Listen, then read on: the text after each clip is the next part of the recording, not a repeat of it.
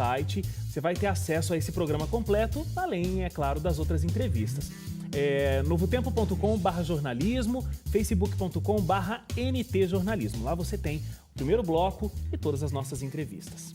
Dr. Marcos, o senhor é presidente da Sociedade Brasileira do Design Inteligente. A gente passou aqui por esse assunto já no primeiro bloco, mas me diga, quais são as marcas, quais são as provas realmente científicas, e não pseudocientíficas, mas as provas científicas, de que existe um criador, existe alguém que planejou esse universo assim como a gente o vê hoje. O senhor chama de designer.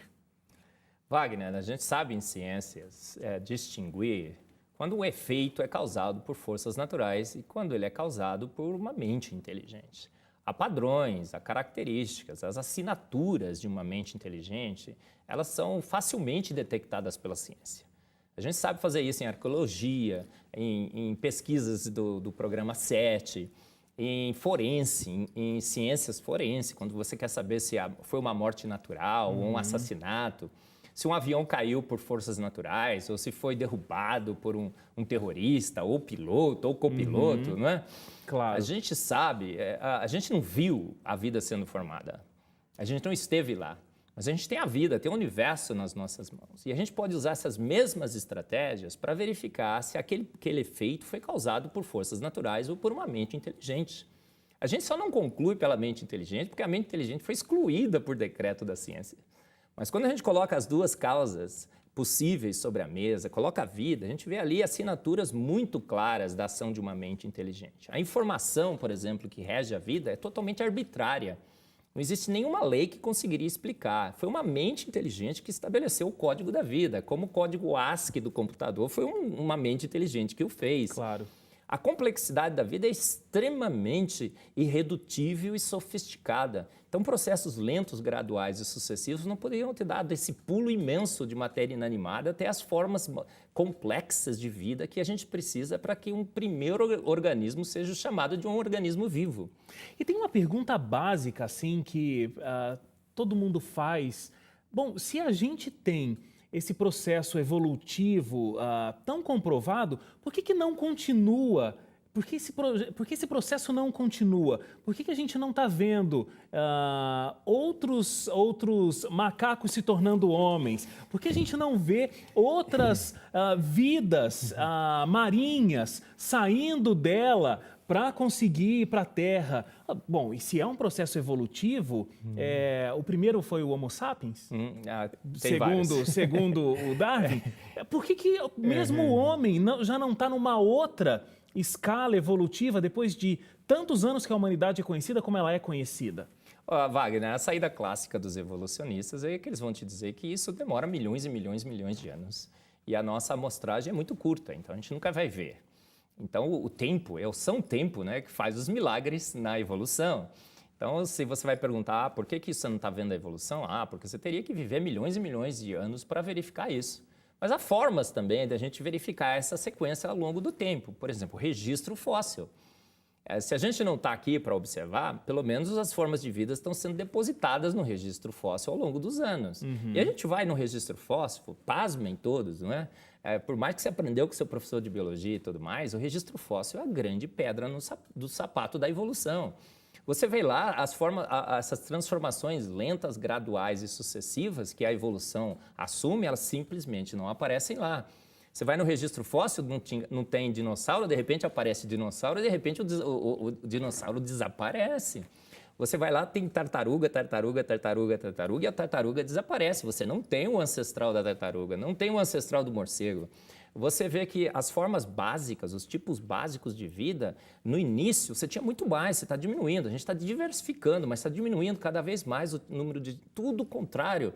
A árvore da vida está de cabeça para baixo, parece que a vida surgiu em vários pontos desse planeta. Então, o São Tempo, que faz os milagres, né? Ele não é tão milagroso assim, porque o próprio registro fóssil o refuta. A evolução lenta, gradual e sucessivamente não é vista nas rochas. E não há como a gente apelar para o tempo, né, que a gente não está observando, porque o registro ao longo do tempo da vida refuta isso. O doutor Marcos, O senhor participa de vários debates, né, entre evolucionistas e aqueles debates acalorados, eu já vi alguns deles.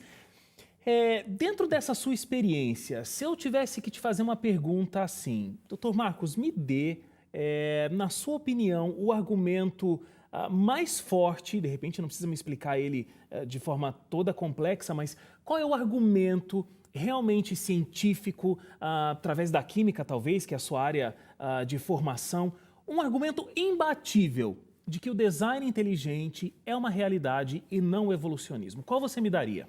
A informação bioquímica, Wagner, com certeza. Você vai no núcleo da célula, você vê que a célula é formada de matéria, de energia, você tem máquinas e tudo mais, mas você vai no núcleo, no centro da da célula, e o que é que você encontra lá? Um software.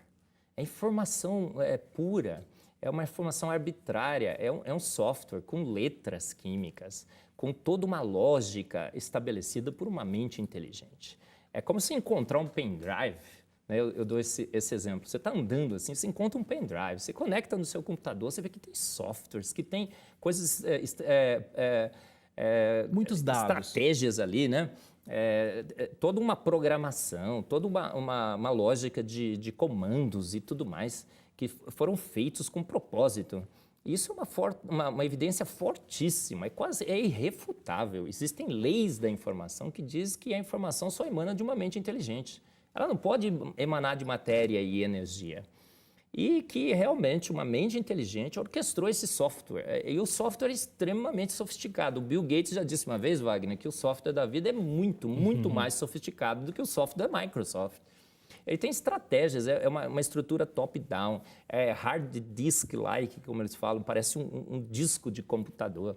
Ele tem mais de 8 códigos embutidos nele, a informação é zipada, é encriptada. É um absurdo de evidências ali naquela informação do código da vida que apontam como nunca antes para uma mente inteligente. E é muito difícil de refutar isso. É ir contra os dados e contra a lógica, não dizer que aquilo ali é uma evidência fortíssima da ação de uma mente inteligente no universo e na vida. O senhor comentou sobre os fósseis e que eles são a grande evidência do evolucionismo, mas, na verdade, se a gente pensar direitinho, é a maior pedra no sapato do evolucionismo. Sim. Existe alguma pedra no sapato do design inteligente? Existe algum argumento que o senhor ouve e é difícil conseguir explicar para quem não entende ou não acredita no design inteligente? Eu acho que a grande pedra no sapato do design inteligente não são os seus pressupostos, não são suas estratégias. Ele é 100% ciência. Ele é ciência na sua mais pura essência. Ele é melhor ciência que a ciência que a gente faz hoje. O problema grande do design inteligente são as suas implicações indiretas. O design inteligente, não há como você negar isso, aponta para uma mente inteligente, aponta para um ser inteligente, aponta para um criador. E se você for analisar... Aponta para Deus. Se você for analisar do ponto de vista teológico e filosófico, o melhor candidato é Deus. E o melhor candidato é o Deus bíblico. E isso realmente é repugnante para muitos na ciência. E isso para a mídia, como a gente falou. Para a mídia, para todo mundo. E, então, o que acontece? O design inteligente ele não é aceito hoje em ciências por quê? Por causa das evidências? Não, elas são inúmeras. Por causa dele não ser ciência? Não, é ciência na sua mais pura essência. Ele não é aceito porque as pessoas não gostam do design inteligente. E cientista não deveria ter gosto, mas ele tem. E ele não gosta do design inteligente, fala, então eu não quero saber dessa teoria. Eu vou continuar com a minha e vou defendê-la até a última gota de evidência. Mas, infelizmente, está acabando. O pote está secando da evolução. Essa tentativa de desvincular a ciência da religião, ela é ilusória. As duas áreas se sobrepõem. Não tem como não ser. A ciência que vai falar sobre as nossas origens necessariamente vai ter implicações religiosas e teológicas. Ou ela vai negar a Deus, ou ela vai confirmar a Deus. Então, a gente tenta desvincular alguma coisa que não é impossível de ser desvinculada. Uhum. Se eu acho que só tem matéria e energia nesse universo, e se eu acho que eu fui criado por um processo evolutivo, uma grande explosão, Big Bang, aquela poça primordial formou o ser que lenta, gradual e sucessivamente, passando pelos chimpanzés, chegou na gente, chegou pelo ancestral símio comum que se dividiu no chimpanzé e nos homens. O que eu vou ver? Não, olha, não existe mais nada do que matéria e energia nesse espaço, não existe sobrenatural, Deus não existe nenhum ser que eu vou ter que dar contas a ele e tudo mais. Se eu percebo que não, que forças naturais seriam incapazes de fazer tudo isso, eu falo, opa, existe algo mais que matéria, energia e espaço. Talvez exista um Deus, talvez o Deus bíblico realmente seja verdadeiro. E não há como desvincular isso. As conclusões científicas sobre as nossas origens terão necessariamente profundas implicações filosóficas e teológicas. Claro. Então, o que o cientista tem que fazer? Ele tem que saber que isso vai acontecer. E quando ele vai fazer ciência, ele tem que deixar a sua posição, a sua cosmovisão, o seu gosto em casa. É isso que os cientistas não estão fazendo hoje. O cientista hoje tem gosto, o cientista é naturalista, o cientista tem que ser ateu, ele não pode crer em Deus, ele não pode, não é? E aí ele vê, poxa, design inteligente? Não, de jeito nenhum. Dizem que a ciência que a gente faz é laica. Não é laica, isso é outra falácia, né? Absolutamente a ciência que a gente faz hoje não é laica. É uma ciência comprometida com o naturalismo, com o ateísmo, e uma ciência que defende uma posição filosófica e teológica, que não deveria ser assim, não é? Ô, Dr. Marcos, para terminar aqui, o senhor faz várias palestras, participa de debates, como eu disse, inclusive tem um vídeo ótimo seu de uma palestra sobre o dilúvio que a gente assistiu aqui na produção, é um vídeo muito interessante e tem lá questionamentos veementes sobre a teoria e a gente acompanha lá a sua postura respondendo as perguntas.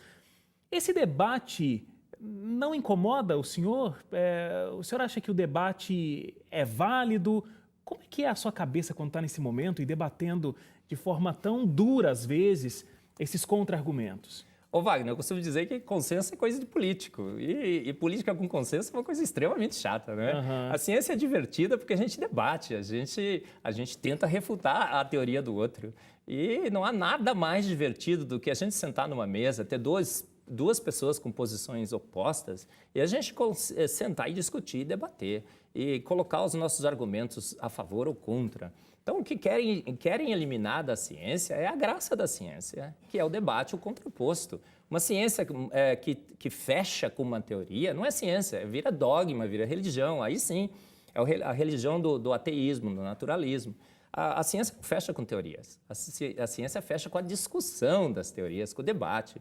Então, eu me sinto extremamente confortável fazendo esse debate, porque é assim que se faz ciência. A gente vai em direção à verdade quando a gente questiona as nossas teorias, quando a gente questiona os nossos caminhos. Quando a gente para de questionar o nosso caminho, talvez a gente esteja indo para o abismo. Aí que está o problema. E não está percebendo. Então, debater é preciso e debater é a graça da ciência. Então, eu não me importo com essas críticas de pseudocientista e tudo mais, porque são críticas feitas fora do espírito científico. A ciência é feita para debater e debater todas as causas e todas as possibilidades, inclusive a causa inteligente, e mesmo que ela leve a Deus. E daí? A gente não está aqui para defender posições, a gente está aqui para dar a resposta certa, a resposta verdadeira à população que nos paga o nosso salário. Claro. Dr. Marcos Eberlin, parabéns pelas pesquisas.